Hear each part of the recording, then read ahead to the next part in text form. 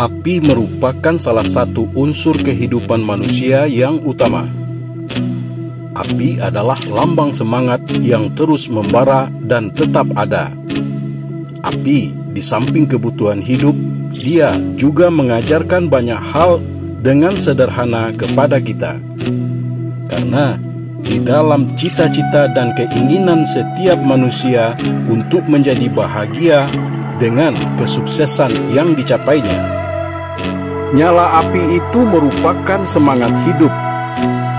Hidup tanpa semangat berarti kita orang yang kalah.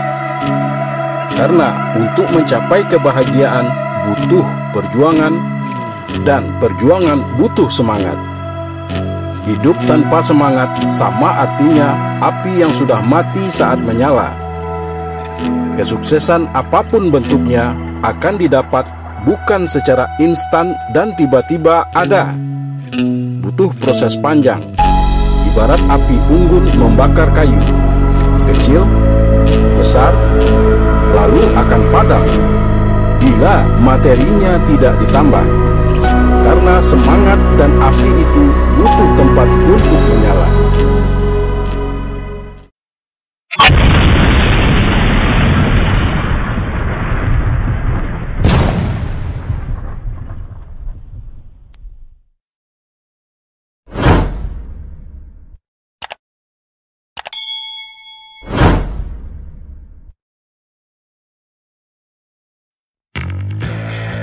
Api menghasilkan panas dan cahaya dari sesuatu yang dia bakar. Dia akan tetap menyala bila materinya terus ditambah. Semakin banyak, semakin besar kobarannya.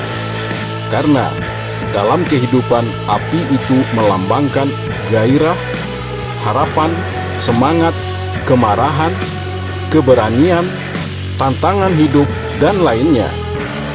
Hidup tanpa ada unsur api berarti kita mati dalam hidup sebelum benar-benar mati. Api itu membakar, tidak pernah bersifat lembut, tapi api itu semangat dalam jiwa. Waktu juga merupakan api yang sedang membakar. Namun perlu diingat, api merupakan elemen yang bisa diatur dan ditoleransi kekuatannya. Tanpa itu, kita semua akan terpanggang. Nyalakan api itu, tapi padamkan dengan kelembutan dan cinta bila dia tidak terkendali. Karena api itu juga ujian dalam hidup.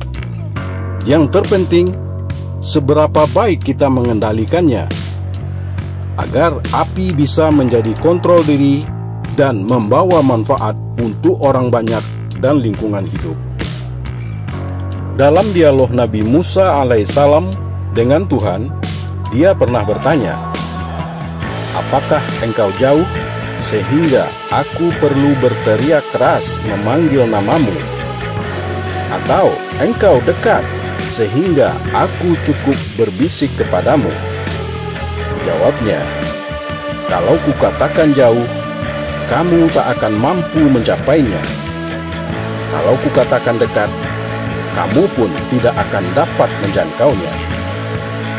Menurut ahli tafsir, hakikatnya Tuhan itu sangat dekat, justru lebih dekat dari urat nadi kita sendiri. Namun bukan berarti dekat secara fisik seperti yang dibayangkan oleh Nabi Musa alaihissalam, melainkan dekat secara rohani dan spiritual. Hiasi diri kita dengan hikmah, sifat ilmu, sifat penyantun, cinta dan kasih sayang kepada diri sendiri, orang lain, lingkungan alam yang merupakan mahakarya ciptaannya.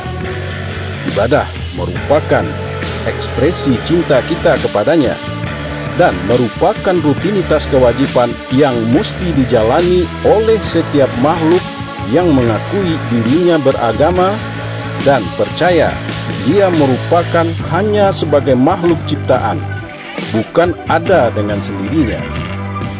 Alangkah indahnya hidup ini bila setiap aktivitas sehari-hari kita diniatkan sebagai ibadah, sehingga kita terhindar dari berbuat dosa. Karena perbuatan dosa, besar atau kecil, tidak termasuk ke dalam ibadah. Orang yang bekerja dengan niat ibadah mengejar impiannya akan memiliki perilaku yang berbeda dengan pekerja keras yang hanya mengharapkan kesuksesan materi belaka.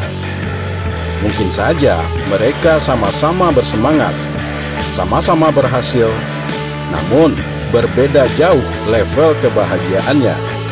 Karena semua yang diniatkan untuk ibadah membuat kita tidak terputus hubungan dengan Sang Maha Pemberi, dimanapun dan kapanpun, meski dalam mencari kekayaan materi.